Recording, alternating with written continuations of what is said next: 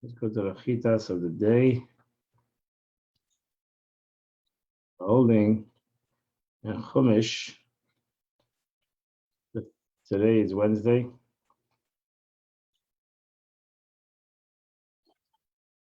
Holding in the fourth reading of the Parshas Noach, chapter 8, verse number 15. So God said to Noach, saying, Semen Ateva, go out of the ark. Ata v'ishtacha, you and your wife, uvenecha and their sons, and your sons' wives with you. So Rashi says, over here, God says, Ish v'ishta, that man and his wife. So here, if the whole year they were permitted to have, to come back together. Verse number 17, all the living that's with you, all flesh. For the fowl and for the animals, everything that creeps on the earth. Hayetze itach, that will go out with you. The sharts of Aretz, and they'll swarm the land. Ufaru v'rav al Aretz, and they'll fruitful and multiply on the earth. So Rashi says it's written Hayetze, but it's read Hayetze. Means tell them that they should come out. Hayetze means if they do not wish to come out, you should take them out. So there's two ways of today. We have a kri with a kri and a ksiv, where it's written a certain way, but we read it because it's all in the vowels. The question is how the vowels are. So it's written without the vowels, but we know the vowels how it's supposed to be written. But we can read it a little different because the vowels can be changed. The short of the let them multiply and swarm in the land. So not in the ark. This teaches us that not only did the humans not have any relationship in the ark, but also animals did not have any relationships in the ark, and that's why there was no children born even though they were there the entire year. There was no offspring born by animals, by humans in the ark. And Noach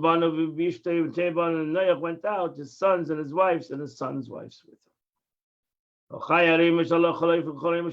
Every beast and every creeping thing and every fowl, everything that moved upon the earth, the mishpechesem, to their families, yotzum and ateva, they went out of the earth. So that shows, according to their families, they accepted upon themselves the condition that they cleave to their species. Verse 20, even Noach mizbeach l'Hashem, and Noach made an altar to God. And he took from the clean animals, and all the clean fowl he took, and he brought a sacrifice. And now he said, Ashi understood why that God told him 7 pairs. Why did he tell him 7 pairs of kosher animals, 7 pairs of kosher fowl? Because he'll bring the carbon, he'll bring a sacrifice to God to thank God on saving the world. And the Abishah smelled the pleasant aroma. God said to his heart, I will curse the earth because of man. Because the imagination of man's heart is evil from his youth. Said, I won't smite all living things like I have done.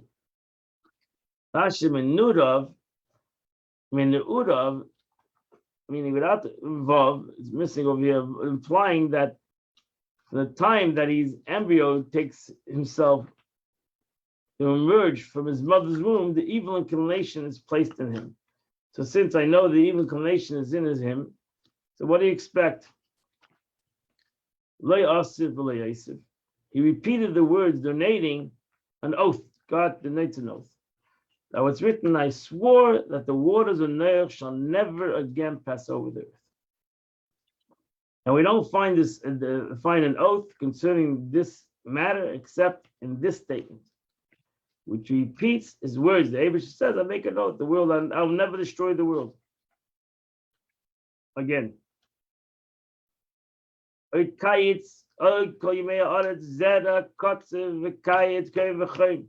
long as the earth exists, seed time and harvest, cold and heat, summer and winter, day and night shall not cease. So Rashi says each of these 6 seasons has 2 months, as we learned. Half a Tishrei, Cheshvan, half a Kislev, the seed time, half a Kislev, Tevis, and half a Shvat, it's cold, winter. Others add addition, so long as the earth exists, meaning always. Here God made a promise, the earth will never cease. The Gemara says every generation says the world's coming to an end, and the world continues, and the humans come to an end, but the world continues. Cold is more severe than winter. Chayrev, winter is a time when sowing barley and beans, which are early to ripen quickly. The winter period of half a Shvat, other and half a Nisan. Harvest is half of Nisan, Iyar, and Sivan. Kayet, summer, is half of Sivan, Tammuz, and Av. That's the depth of Kayet. It's a time of gathering of the figs, and a time when they dry them out in the field. Heat, Chayim, the heat, that ends in the sunny seasons, half of Elul, and half of Tishrei. When the world's hottest, fine, attractive of Yuma, the end of the summer is more severe than the summer. Yom V'Laylish, basically Floridians don't know what this means because summer always. Yom V'Laylish, basically. So here we deduce that they cease for the duration of the flood. That's what happened. At the time of the flood, the planets did not function, and day was indistinguishable from night. The world became a little bit confused. So all these shall not cease to perform according to the natural course. And God blessed Noach, as Banav and his children. And he told them, be fruitful and multiply, and fill the world. Verse 2, and your fear and your dread will be upon the beasts of the earth, and upon all the birds of the heaven, and upon everything that creeps upon the ground, and all the fish of the sea. The yetchem nitanu is given in your hands. So Rashi says the chitchem means dread, you fear. According to Agada, it's an expression of life. For as long as an infant, even one day, is alive, there's no need to guard him from mice. But if Og, who was a giant, the king of Bashan, is dead, he must guard himself from mice. So as long as a person is alive, even a mouse knows that the person is alive. It says, and your fear and your life shall be. When will your fear be upon the creatures? As long as you are alive. Verse 3, everything moving, thing that lives shall be to eat. Like the green vegetation, I'm giving you everything to eat. So here Rashi says, for it was not permitted first to man to eat meat. Adam was vegan, but only vegetation. But for you, God said, Noach, just as the green vegetation, which is permitted first to man, I've given man the right to eat meat. The only thing is, the flesh within its soul, its blood shall not be eaten. What does that mean? So Rashi says this is the law of Evim Menachai. Asalam Evim Menachai. he prohibited them to eat a limb cut off from a living creature. You're not allowed to tear a limb off while a creature is living and eat the limb. It's called Evim Nachai. As long as it's soul in it, you shall not eat the flesh. You have to kill the animal before you eat it. If the limb is cut off while the animal is still alive, it's forbidden to be eaten even after the animal dies. You're not allowed to do that. It's called Evim Nachai. Goyim, even a goy doesn't have to shecht an animal, doesn't have to slaughter an animal, like the Jews have to slaughter an animal, but they're not allowed to. That's called Evim Nachai. It goes into the prohibition of Tsar Balachayim. You need to first kill the animal and then eat it. The nafshe dami, as long as its soul's within it, as long as the animal is still alive, nothing of the animal is allowed to be eaten. Flesh with its soul you shall not eat. This refers to a limb of a living creature. And also its blood. Shall not eat. This refers to the blood of a living creature. So the blood also. So some people have a tradition to drink blood of a live animal. You know, I'll do that. If a guy is allowed, a non-Jew is allowed to have blood if the animal is dead. Verse number 5. But your blood of your soul I will demand. Miyad kochaya deshena, from the hand of every beast, I will demand it. Miyad adam miyad ish achiv edrish es nefeshad, and from the hand of man and the hand of each man, his brother, I will demand the soul of man. Rash says, but your blood, even though I permit you to take the life of an animal, your blood, killing another human being, I will demand if one sheds his own blood. Commits suicide. You have no right to kill yourself.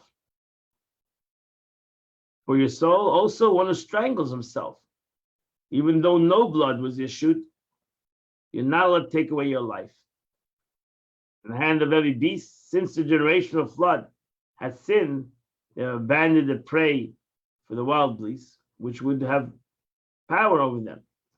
He compared the silence of animals. Therefore, it was necessary to warn the beast about them, not to kill them.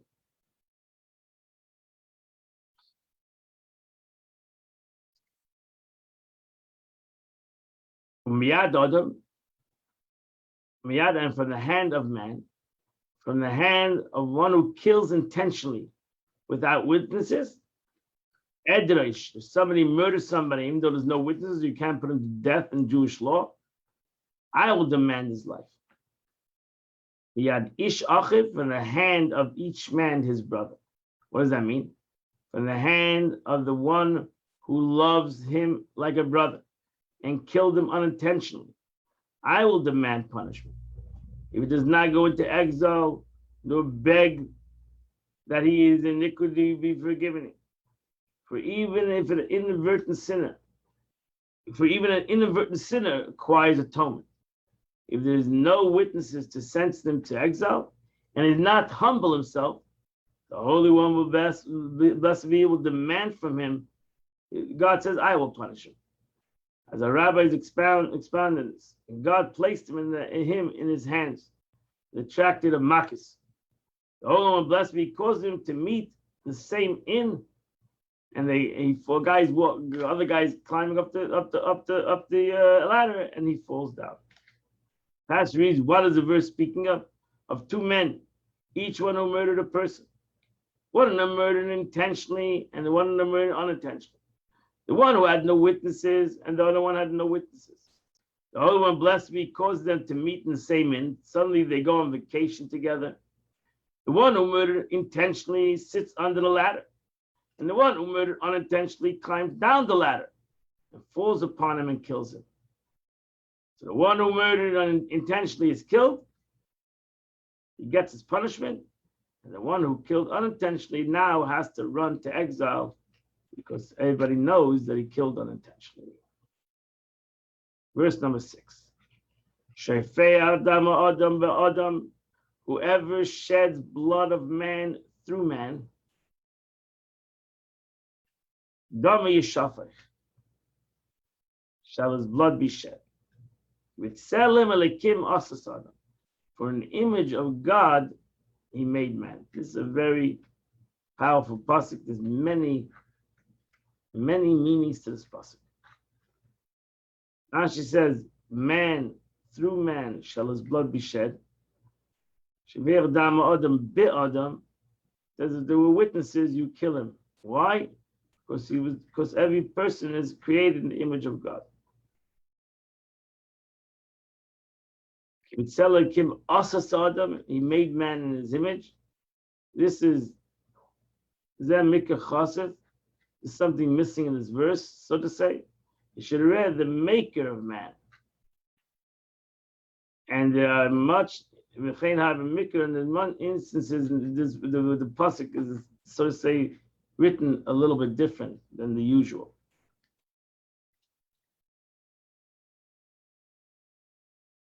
Verse number 7. And you be fruitful and multiply, swarm upon the earth and multiply it.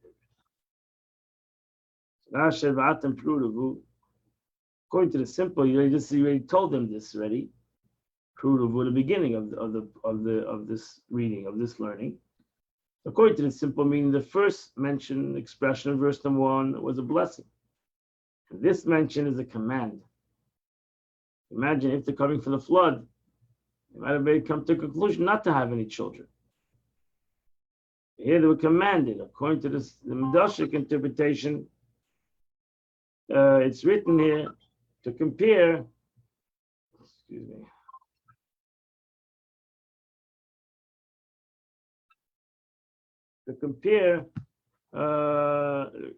written here to compare one who does not engage if somebody decides he's not going to get married for whatever reason, then he's like Shefer Damim.